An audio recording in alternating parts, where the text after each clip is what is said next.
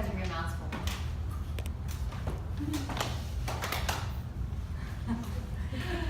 Okay. So again, thank you guys for coming. I hope that you enjoyed that, kind of seeing the kids do a little bit of yoga. I was hoping that we'd have a little more of the older kids and then the teens and tweens too, so you could see it all. But it's all good. It's all fun. So I wanted to share with you guys tonight quite a few of the different benefits of yoga for kids.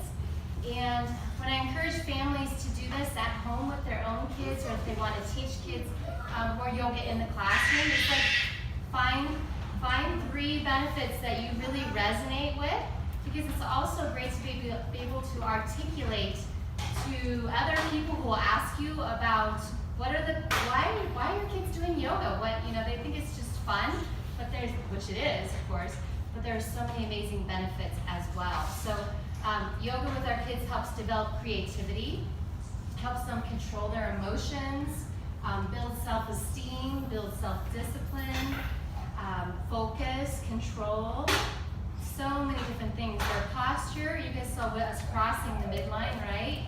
Crisscross yoga sauce. We start with in our baby yoga classes. Like Kirsten had Mia come into baby yoga, right? Yeah. She's almost is she 2.5 now? 2.5, yep. She started at 6 weeks, 8 weeks? Yeah, so she's been doing yoga for already 2 years, starting off when she was just a few months old. Listening skills, really powerful thing, building patience. So really all the benefits for adults are the same benefits for kids. Like why not get them started early, right? It's really powerful. So I usually encourage you, if you just type in on Google too, benefits for kids yoga, you'll find thousands of them. But just finding 2 or 3 that you really resonate with and you've seen the kids that you've worked with or your own kids benefit from, and being able to share from that place of experience to others, because it's still, there's still a lot of people trying to understand what yoga is and how it can benefit kids. Right? So in our yoga teacher training, we talk about the first one, our module 1, the 3 steps, the 3 easy steps to teaching yoga to kids. So any ideas what the first one might be? I kind of said it just a few minutes ago. Fun, yes, have fun. So as you can see, I'm assuming these gals were having fun, right? It sure looked like they were having fun. They're still here hanging out with the yoga joes. Yeah, so we can share them, right? So making sure yoga's fun for kids, we know that they have a really short attention span, and if it's not very much fun, they're not going to be interested in it. So using silly voices, there's a million props. We go into this in depth again in our training. We've got our medi-teddies, we've got our yoga joes, our breathing buddies, our balls. I have a whole entire car full, all my colleagues here do too, that teach kids yoga, full of props, right? Can you speak to that? What's some of your favorite props, Jen? The little balls and the marbles in their heads are really magical, which costs jewels, I think. Yeah. I always have like 3 building blocks together, so I bring 3 blocks that say breath, body, and mind. The first thing you talk about is breath, and then you hear our body, and then you release our bodies. And I always know those are the 3 things. Yeah, I love that. We did a lot of breathing tonight, right? We did our lion's breath. So they're breathing, they're moving their bodies, and it's calming their minds. Yeah, thank you for that. I feel like when I am teaching yoga to kids that I get to be a little bit of an actress or an actor. Yeah, you guys can take those back there. So it's just fun to play with kids, right? We grow up, we get really serious, we've got the bills, we've got all that stuff to do. So I feel like being able to play with the kids is really a magical experience. If you want, Melody, you can go back there and play. Come on, you guys can go back there and play. Yeah. You can take the yoga shows with you. Or if you want to take the medi-teddy, you can take a couple trips. So, just making it really fun. And I started teaching kids yoga about 10, 12 years ago. There were not a lot of tools out there, and now there are so many. You can, go onto iTunes or Google Play and just type in kids yoga. You'll find tons of songs. This morning, Andrea's here and she's going to talk a little bit. She had a really fun song, and I was like, I want that song. There's so much good stuff out there. There's YouTube, tons of videos, tons of props, so many ways to make yoga fun these days. It's just amazing. When I first started teaching, I was just like winging it because my family's teachers, and I would ask them for some guidance and support, but I was not really a big kid person at first, so I had to kind of figure it out the hard way. But now all the resources are out there, so it's amazing. The second easy step to teaching kids yoga is practice. Practice, practice, practice. That repetition, doing it over and over and over again until you feel comfortable with it. And it's like anything, right? You tell our kids they're going to learn to play piano. What do they have to do? It's practice, right? So we're the same way. As adults, we just get to practice our skills over and over. And then being a mindful yogi, really living our yoga. And several people in this room and myself just spent 16 intensive days doing a yoga teacher training and really diving into what yoga is. So yoga is so much more than poses on the mat, right? It's a mindful way of being. It's taking deep breaths. It's looking at ourselves, kind of studying our process, noticing maybe if we're teaching and we're burnt out, what can we do to shift that? So when we're actively practicing and present in our own yoga practice and our own way of being mindful, we can be present with the kids. So I have to tell you guys, and this happens on a regular basis, when I do presentations like this or when I do my teacher trainings, we have free kids classes, I never really know what's going to happen. I always feel like I'm flying by the seat of my pants because we don't really know what age the kids are going to come in, who they are. Even those of you who teach in your classrooms, those of you parents with your kids, you just don't know. So being able to be very present and mindful with yourself in your moment just makes you an amazing teacher. And I feel like having taught kids yoga for so many years, at least 50%, if not more, of my material comes from the kids. Like I'm sure there's some things that Melody has taught me, right? In the past few classes it's been a little while, it's been 3-6 months, but every time I teach a class I feel like I walk out and I'm like, oh my God, that was amazing. And I learned that from the kid. There's this great song, roll, roll, roll your mat, roll it nice and tight. If you roll your mat so tight, it will be just right. Like I learned that from a 4-year-old at a yoga birthday party that I went to teach. You know, I'm like, get on my camera. I'm gonna capture that. And now I do it in all my toddler classes, and the kids love rolling up the mats. In the older kids classes, they love rolling up the mats. So if you're open, so much of it comes from the kids, which is really powerful. So those are the 3 easy steps to teaching kids yoga. Make it fun. Practice, practice, practice. You practice by yourself, practice with a friend, practice with the kids, and be mindful. Be a mindful yogi. Just be in your own practice constantly. So what is mindfulness? That's kind of like a newer, right, in the last couple of years, buzzword that's come up a lot. What do you guys think of when you hear the word mindfulness? Shout out some things. Being present, yeah. What else? Taking a breath. Take a breath.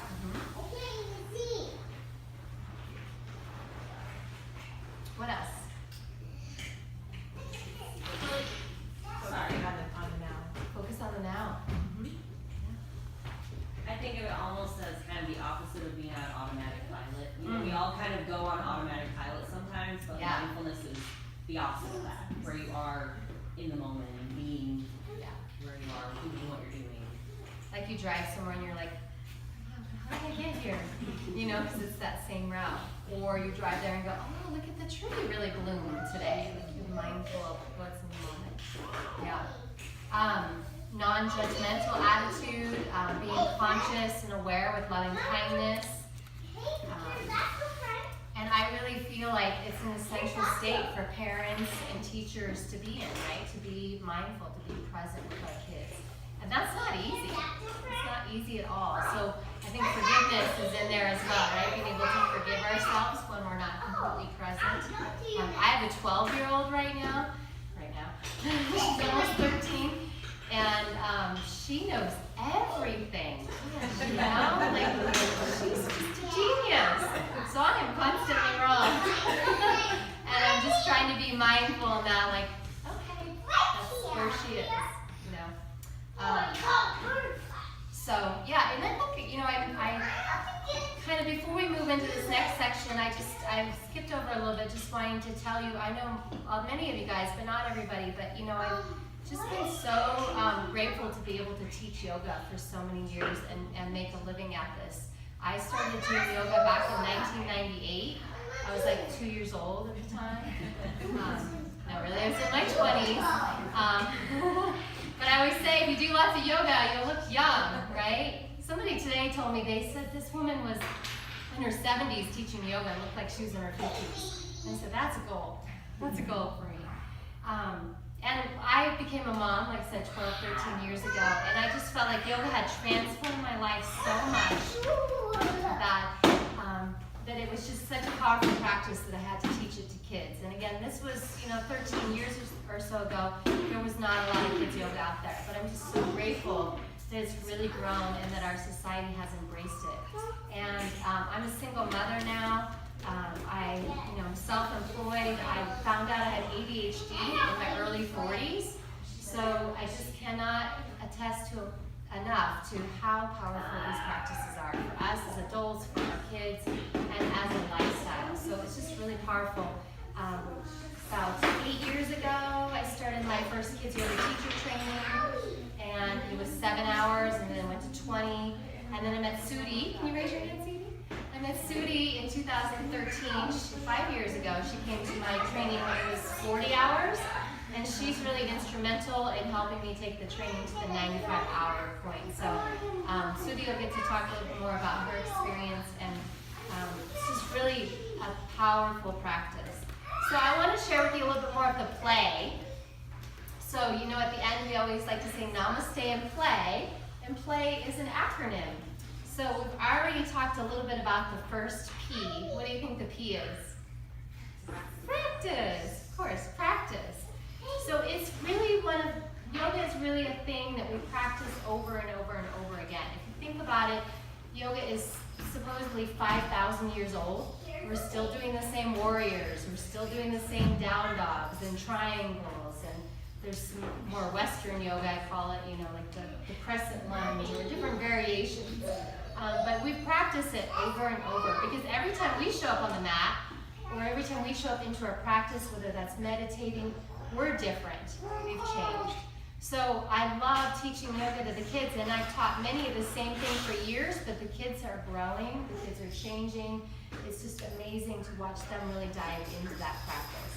So P is for practice. And check in with the kids that you're teaching and you're sharing this with. Do they like this? Does this work? Do they want to do something different? How can you make it fun? Again, the sun salutations can be really boring, or you can make it really fun. You can elaborate, you can create stories, you can do silly voices. Kids are really honest too. Yeah. And they'll tell you that was really boring. Okay. Yeah.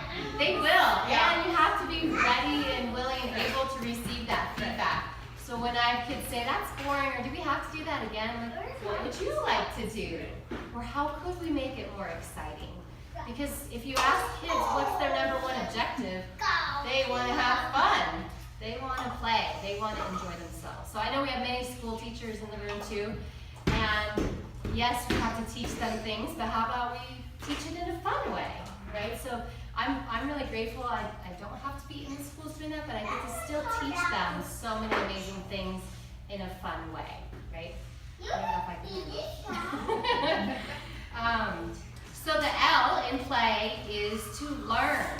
So I call it magic yoga time. The magic yoga time consists of poses, games, songs, themes. So today we did a tiny little trip to the zoo, right? We were airplanes. We got to be giraffes. We were flamingos. What else did we do? What was that? Lions, yes. I have a very short memory. So, just like the kids.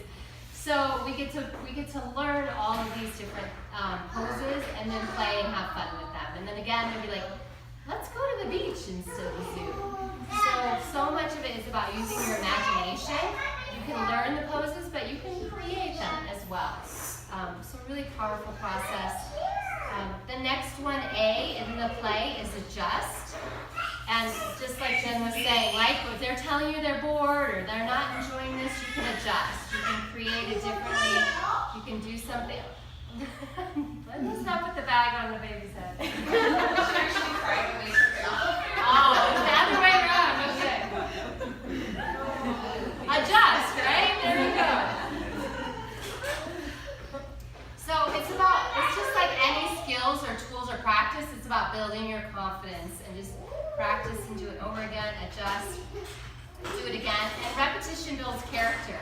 What I've learned from all the childhood educators in my life, all my parents, my sister, my siblings, and many of you guys, is that repetition is the key, right? And I know that from having my own child. I read the same Brown Bear book 100 times. But after about 25, I figured out how to change it a little bit every single time, to adjust it, to make it fun and engaging for our kids. And then the why in play is, yay, we get to do it all over again, right? So we get to have more practice, we get to learn more, we get to adjust more and just continue that process. So I just feel so passionate about sharing yoga with kids that it never gets old, it never gets boring, or it is very repetitious, and at the same time, their faces, like when I saw these two up here just smiling and beaming, like my heart is just exploding with how powerful this is. And I have people ask me all the time, with my daughter being 12, like, oh, she must love yoga. And I'm like, no, I'm her mom. Like, think about, what is a 12-year-old, like, rebels and dislikes everything that their mom likes, right? So when she was in that sweet spot from like 4 to 8 years old, she did love yoga, but she became a tween at 8 years old. She even has a blog now, a tween life. But the amazing thing is that I love to share is that she doesn't get on the mat practice. She does occasionally, but she is a living yogi. She's very compassionate, very mindful. Like, she's been raised through all these qualities through the yoga practice. And she was at the yoga studio this morning when Andrew and I were there to teach, and people will come in a little bit late. She'll be like, someone will be right with you. Like, she's already very compassionate and not finding the right words for it, but she's a yogi. And that's really my inspiration, is if we keep raising our kids like Ella and Melody doing so much yoga, when it's fun, when it's active, when they're in high school, when they're in college, or out there in the world traveling, whatever they're doing, they'll be like, oh, I'm really feeling stressed out right now, what should I do? Oh, I could do some breaths, or I can practice some poses, or I can sit and meditate. They have like a comfort and a feeling with this thing called yoga that will help them ground and connect themselves. And I know, several of you guys in the room, we just went through this 16-day process together. It's really transformative to dive into yoga practice, to be able to meditate, to see, to learn deeper sense of who you are. And I'd say probably most of you in this room can relate, right? You know what I'm talking about. It's a really powerful practice. And again, for myself too, going in and out of really strong physical practice. Right now, my practice is very much karma yoga, which is I work my booty off all the time. I've been working for the last 3 days to prepare for this event tonight. It's giving, it's sharing the love, it's passion. So our yoga practices change a lot too. It may be very meditative, it may be very physical, it may be practicing the different aspects like the 8 limbs of yoga, the yamas or the niyamas. So yoga is this vast concept. It's really powerful healing process. So don't give up on your yoga. Very powerful stuff. So I feel like I've shared a lot with you, and also feel like I've shared just a little bit with you as well.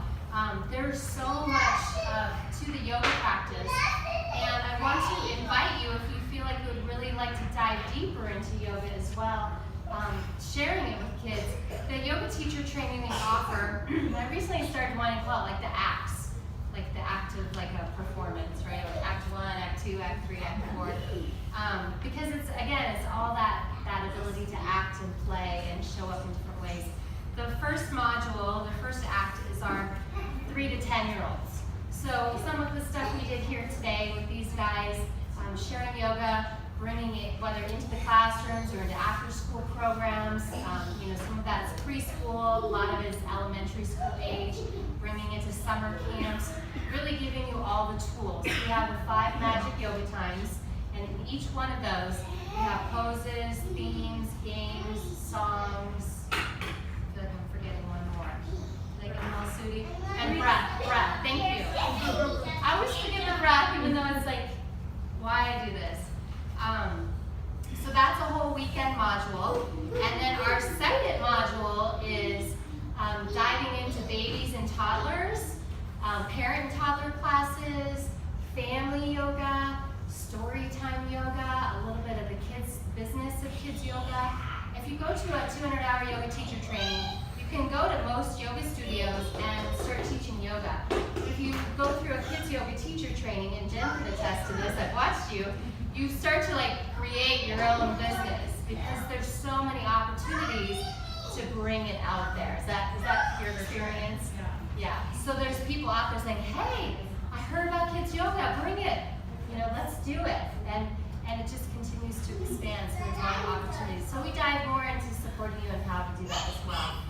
And then the third module is really my favorite right now is the teens and tweens and partner yoga. So as I mentioned, nowadays when they hit about 8, they become a tween. You're there. Yes, 8, 9. And some of you guys teach those ages, right? They have phones.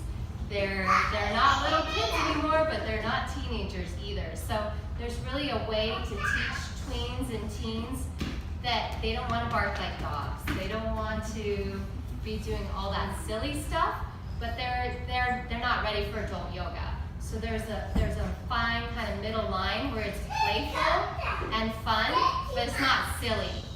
And I've learned through a lot of practice that really is a fine line. So we do a lot of games. We play the wave game and the marshmallow game, and they love that stuff. But then we're a little more serious in our yoga poses. We do a little more journaling, a little more self-reflection, because that's the age of angst, right? You're like, oh my God, life is so hard. I had to get out of bed this morning, So they really need the yoga the most. It's really powerful. And then our last module is module 4, going deeper. So we really dive into yoga for special needs.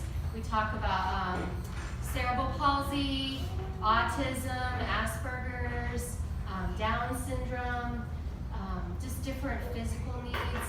This last spring in our module 4, we had a little 2-year-old boy, Lincoln, who had some hearing issues. I've done yoga for the deaf and the hearing impaired.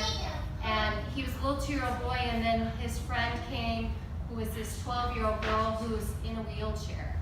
And oh my gosh, the mom is a saint, but we did yoga with those 2 extremes and really just help them breathe and move their bodies and have fun. So sharing yoga with all different special needs or special abilities, I like to think of it.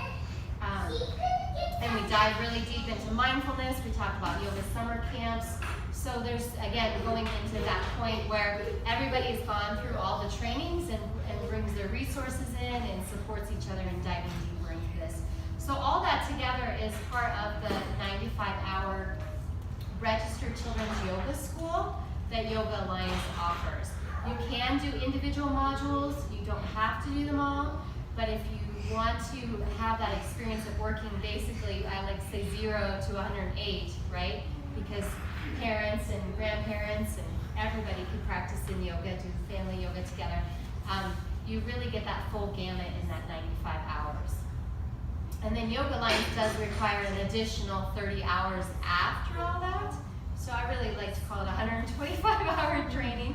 Not sure why they don't just put it together, but really powerful practice. We do have a real, what was that? What's the additional 30 hours? Teaching kids yoga after you've completed the whole training. Yeah, it's a little different. And then is that like a licensure or?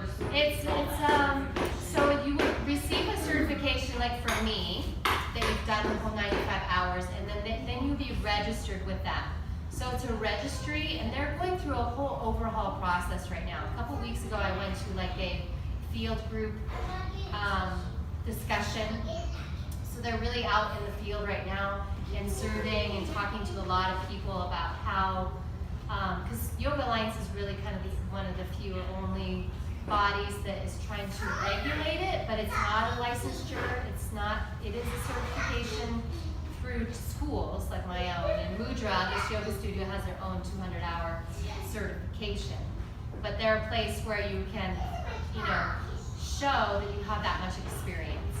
So for myself, I have I'm a 500 ERYT, which is Experienced Registered Yoga Teacher. So I've done a 200-hour, I've done a 300-hour, and then I've done enough continuing education to lead trainings like this. You can be a 200-hour teacher and lead trainings as well with enough experience and hours. So my vision is that eventually schools and organizations working with kids will want that. Will want to have 95 hours because it's a dedication. Like most people could just go do a weekend and get 25 hours, right, of training. But there's so much more to learn and to dive into. And it's really about the practice and continuing to share it and put it out there. Does that make sense? Yeah. So I wanted to offer this to you guys. We do have, if maybe Brittany and Sudie could help me hand these out. We do have some more details on these programs as well. Talking about the manuals, so that you're getting the magical and mystical manuals with all the breath work, the games, poses, the songs. You can begin teaching immediately. So it should be 2 pages. And then also, because I am so grateful that you guys came tonight, I wanted to offer some bonuses too. So I've got a couple bonuses that you'll see on there. So I'm offering like 2 60-minute playful coaching calls with me, and then a 6-week integration coaching series. So every time I've done this training, it's been about 3 years now. We do surveys at the end, we get feedback, and we continually make the training better and better. So the idea is to give you more of what you need. So Andrea, do you mind coming up here? Sure. So Andrea just went through this last spring, and we pretty much did, maybe my memory is like really not very good. It's the 8 years older. We did like February, March, April, May, right? Yes. We did 1 module every month. And in the fall here, it's a little more condensed. The schedule's on the back. So we've kind of separated out because Sudie and I are co-leading it more than ever before. And we're doing some weeknights, and then these coaching sessions are going to be kind of throughout. So there's more consistency and ongoing connection. So it's not like what Andrea might have experienced a little bit, like, oh, it's been a whole month since we were all together, right? So we've decided to kind of bridge that gap. And then the last one is, and of course I'm going to give this to Andrea too, is we keep upgrading our manual. We keep adding more, we keep bettering it, editing it. So that's another bonus that will continue to give you the most upgraded manuals. Because we have a teacher or two who did it like 4 years ago, and her manual is very different than the one we have now, right? Yeah. Now I was going to bring it tonight, but it's like this big. It's a huge binder. Okay. Not that big. It's this big.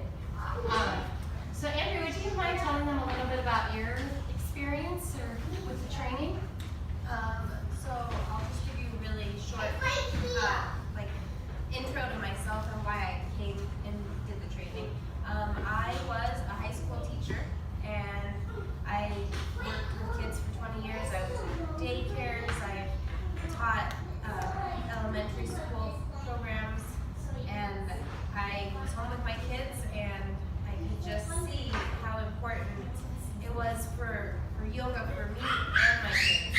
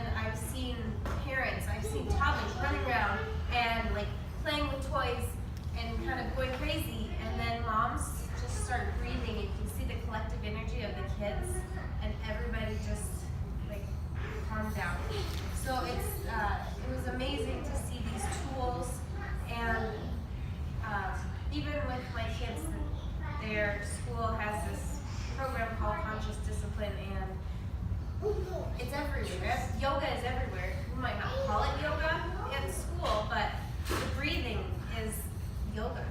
And the kids have these techniques for calming down, and it's yoga. So it's great to be there and see it firsthand in the trainings, have your bag of tricks, and get to come in and teach. And now you're out there, right? Like you're teaching Yep. at Yoga Junction in the park. Yep. Just got another class there. There's a lot of yoga popping up, and there's a lot of people who are looking for teachers. They want you, and like I said, I took my 200 so I could jump into Casey's 95, and I did the 95 specifically for a little, not everybody wants the 95 hour, but it's that extra legitimacy for the person who wants to hire somebody with it. So that's why I did it. Thank you. And also, Andrea mentioned that she did her 200-hour first before the 95. You can do it that way, and you can also do it after as well. So you don't necessarily have to have a 200-hour coming into it either, and you don't necessarily have to do that. You do if you want to be registered with Yoga Alliance, you need both. But you can still go through the 95 without a 200-hour and be able to teach kids of all ages. So we recently, several of us in here did the Breathe for Change training, which I was a trainer at, and several of them were students. And it was specifically for educators, and it was amazing. So I highly recommend, if you haven't done a 200-hour, that would be the one to go to if you are an educator, if you're a teacher. But it's just an amazing process to go deeper. Many people go into 200 hours just to deepen their own practice of yoga too, not necessarily to ever teach adult yoga per se. So that's a powerful thing. But then if you go through the kids training as well, then you can teach the kids and have that recognition as well. So powerful process. Thank you for coming up and sharing.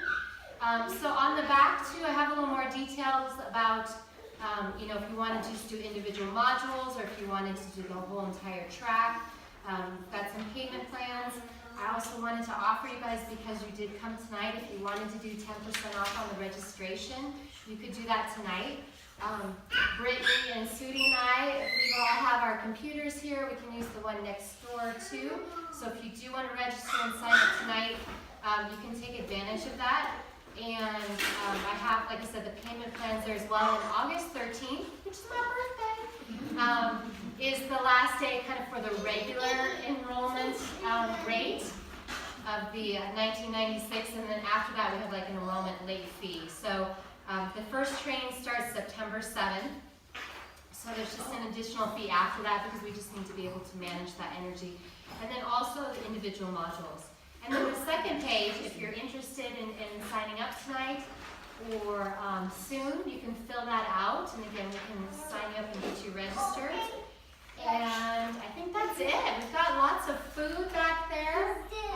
Grapes and fruit and pirate booty and hummus and salsa and chips. And I bought all that at Costco today, so I want you guys to eat a whole bunch of it. So I don't have to take it all home and eat it. And I wanted to open it up too, if there's any other questions or anything else. I do want to honor your time. It's just now about 8 o'clock. But I really appreciate you guys coming tonight. I'm sorry we didn't have a lot more kids for you to see more kids yoga. But also, as Andrea mentioned, the last thing I'll say is during every single training, we have, the goal is to have 2 free yoga classes. Sometimes it'll be 3. So I know Kirsten and Mia have been to quite a few of them, and it's just magical. Again, we don't know who's going to show up, but usually the way it goes is one class is great, and you guys get to see what it looks like when it's easy, and then one is like Casey's like sweating, going, oh my God, that was so hard, because all the different things are being thrown out there. But it's great to see that experience, because you could come in with this amazing lesson plan, and then your kids are there and you're like, this isn't gonna work. I better do something else. So From like 0 to what age? no, actually for each module we Make it specify. specific, yeah. So like the first module, the free class is 3 to 10 year olds. Then during the module 2, babies and toddlers, we'll have like a toddler class. We'll have a family yoga class. So it's all on the website, on Facebook. And the teen tween module will have a teen tween class. But still within that range. How do you navigate like such a big age group? And we talk about that in the trainings too. Like how do you teach a 2-year-old and a 10-year-old in the same class? Right. So like in a couple weeks I have camps. I have 15 kids signed up for each week of camp. And I have 5-year-olds to 14-year-olds. But this year I've created like a kind of a mentor apprentice program where the older kids are gonna help the younger kids. So I'm doing an experiment. We'll see how it goes. Check back with me August 6th and August 13th. So yeah, so we're still kind of fine lining that, but we'll have multiple teachers and we're kind of because we really want the older kids to help support the younger kids into growing up with yoga too. So you give them a role, you give them focus, they usually take that on. Yeah. All right, well thank you guys. Namaste.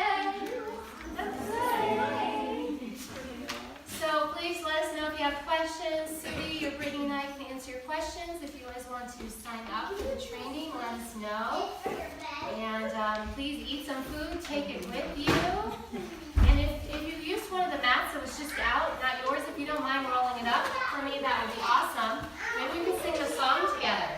Can we sing the song? Let's sing the song. Roll, roll, roll your mat, roll it nice and tight. If you roll your mat so tight, it will be just right. Roll, roll, roll